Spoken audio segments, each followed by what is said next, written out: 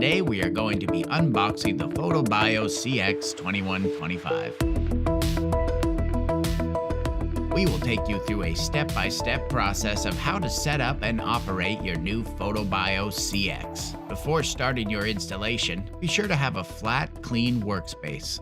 Let's take a look at what's inside the box. The box should include the Photobio CX2125 fixture, a 10-foot control cable, eye hooks, C-hangers, and the instruction manual.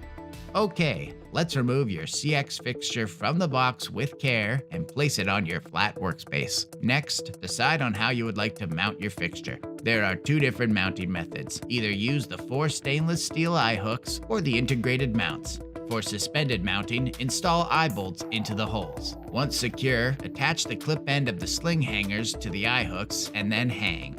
For strut mounting, install the C-hangers into the M6 holes with M6 bolts. Be sure to crisscross the direction of the C-hangers to ensure the most secure mounting. Once the C-hangers are secure, the CX can be mounted to the truss. Complete your installation by connecting the power cable harness with the driver AC connector into your power outlet. If you choose the optional dimming connection, use the provided dimming cable to interface with the photo lock connector.